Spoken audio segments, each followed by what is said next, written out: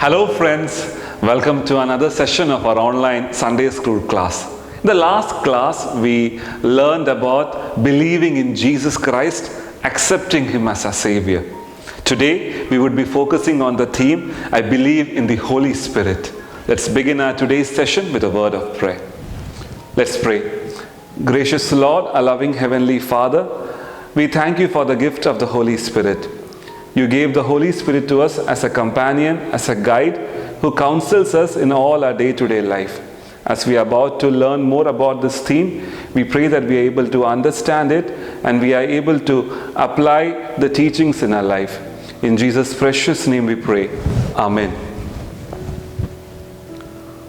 I'm sure you remember the activity which I have shared with you all in the last class.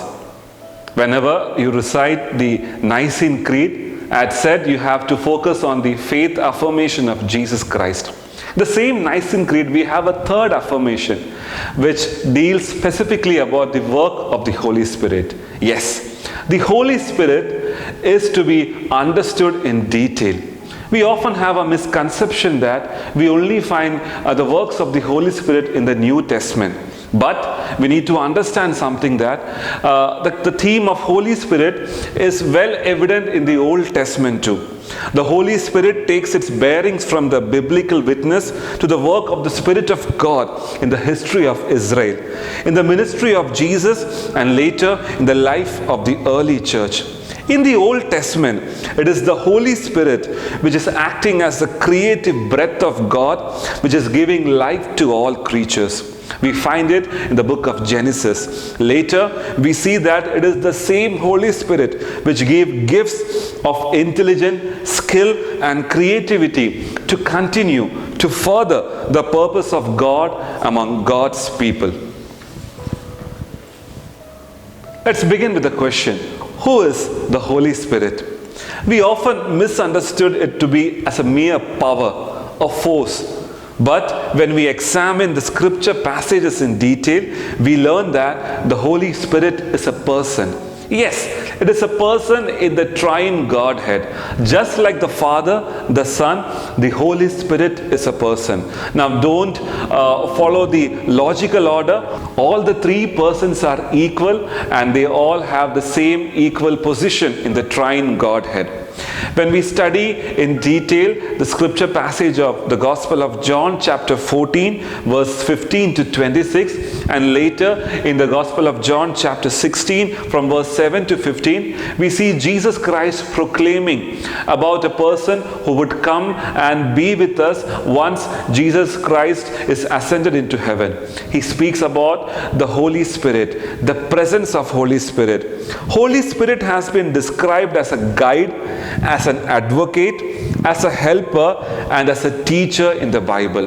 Different roles have been assigned to it, and each of these roles, each of these qualities will help us to get a more meaning, much more deeper understanding of the role of the Holy Spirit. Like I said earlier, the Holy Spirit is an individual in the Trinity, and we should not just understand it to be a power. It is the Spirit of God. In John chapter 15 verse 26, we come across this term, Holy Spirit, to be the Spirit of God. Paul also affirms it in his letter to the Corinthians, in the first letter in chapter 3, to be it as the Spirit of God.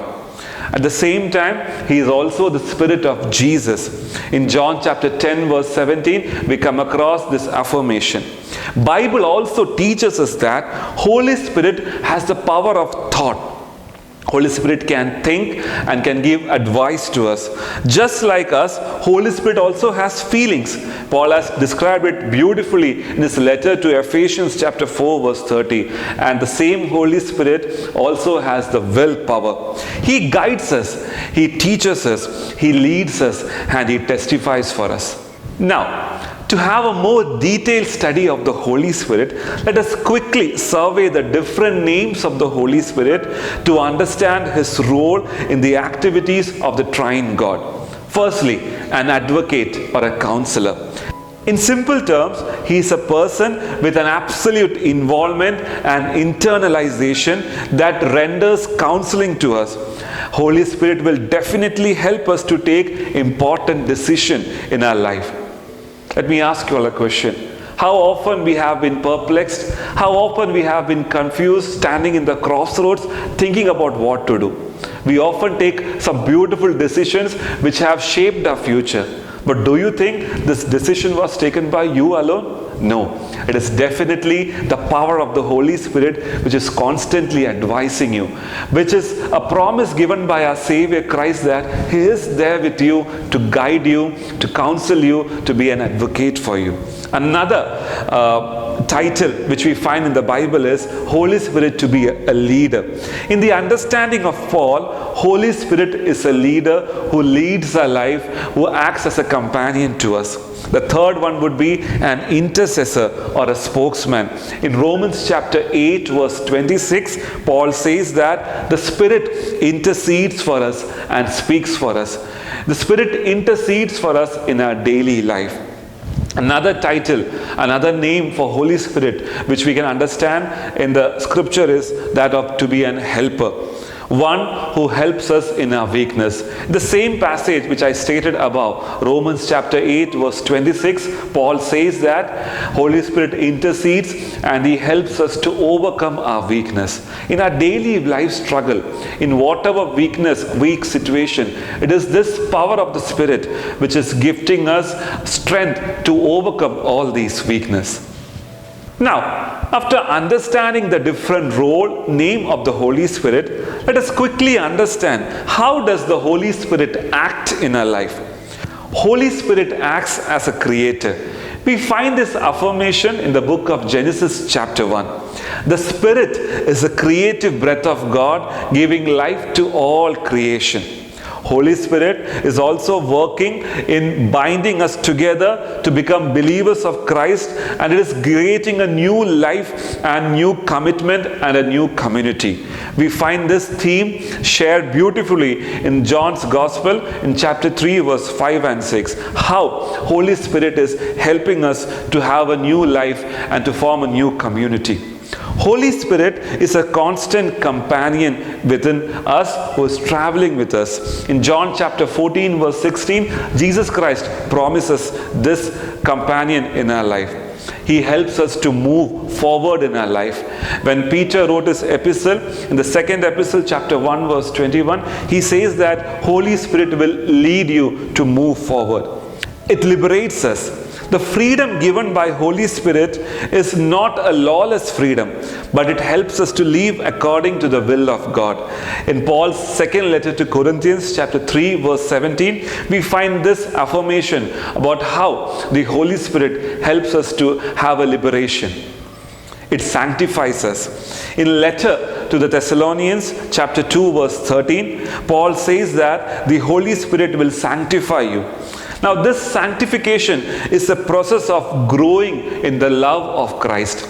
It is a process of maturing in the love of Christ. Another important topic to be understood is the gift of the Holy Spirit. According to biblical witness, there are many diverse gifts of the Holy Spirit, and each should be respected and valued. All these gifts are unique and diverse. In celebrating the diversity of the spiritual gift, we recognize our mutual dependence and our intercommunication with our Lord. As the Apostle Paul teaches in 1 Corinthians chapter 12 to 14, the most important gift are not the sensational ones alone, just as speaking in different tongue. But the most important of the spiritual gifts is the gift of faith, the gift of hope, and above all, the gift of love. Speaking in different tongue is only one among the several gifts promised by the Holy Spirit. And one should understand that Paul is very, very particular when he says, when you speak in different tongue, it is to be seen that the brothers sitting along with you should be able to understand it, and one has to interpret it. And above all, the true gifts of Holy Spirit will help us to form a new community in Christ. Along with the gift of Spirit, we also have the fruit of the Holy Spirit. in Paul's letter to Galatians chapter 5 verse 22 and 23, we find the fruit of the Holy Spirit. These are virtues that help us to mature in Christ.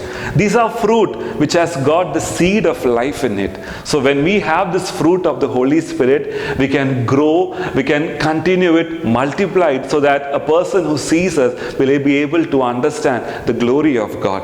My dear children, we understood the different names, the role of the Holy Spirit, how Holy Spirit is acting in our life, the different methods and ways in which it is constantly guiding us, the gift and the fruit of the Holy Spirit. Now, another important topic to be understood is to be having a fullness in Holy Spirit. It is an experience of growing to perfection with the help of Holy Spirit. To say that having fullness in Holy Spirit, it cannot be considered to be something as pouring water up to the brim or a level of water being filled up in a vessel. Rather, to be filled with Holy Spirit is an experience of having a matured relationship with our Lord and Savior Jesus Christ. Consecration with the Holy Spirit implies this absolute source of our life, this absolute submission of our life in control to Him. In our baptism, the sacrament of baptism, after the child is being baptized, we have this sacrament of being anointed with the holy muron. I'm sure you know about the holy oil. The holy oil, called as muron, is used in the service of baptism to proclaim that the child is being gifted, anointed to have the gifts of the Holy Spirit. Yes, you and me are filled with the gift of the Holy Spirit. You and me are anointed in the sacrament to consider to have this gift of the Holy Spirit. I am filled with it. I am filled with this power of Holy Spirit. The problem is we need to constantly understand and realize that this power resides in me. So friends, let us conclude our today's class on affirming the role of Holy Spirit by understanding the memory verse kept aside for us today. We have two memory verses. First one is taken from the Acts of the Apostles, chapter 1, verse 8. Acts 1, verse 8. But you will receive power when the Holy Spirit comes upon you, and you will be my witness in Jerusalem and in all Judea and Samaria and to the ends of the earth. The second memory verse for today's class is taken from Paul's first letter to Corinthians, chapter 12, verse 28. 1 Corinthians, chapter 12, verse 28. And God has pleased in the church, first of all apostles, second prophets, third teachers, then miracles, then gifts of healing, of helping, of guidance, and of different kinds of tongue. So learn this memory verse, memorize it, and let us pray that God, who has gifted us the power of the Holy Spirit, God, who has gifted us a companion, who is guiding us constantly, will enable you to move forward, to take beautiful decisions, and help you to grow in fullness in Christ. Let us wind up our today's class with a word of prayer. Gracious Lord, our loving Heavenly Father, we thank you for helping us to understand the role of Holy Spirit in our life. Holy Spirit is there within us. He has gifted us with immense spiritual gifts, and we pray that we are able to use this diverse gift for your glory. Lord, help us to understand that the Holy Spirit is there with us as a companion, as a helper, as a guide, who will enable us to take strong decisions and help us to grow in fullness of Christ. In Jesus' precious name we pray. Amen.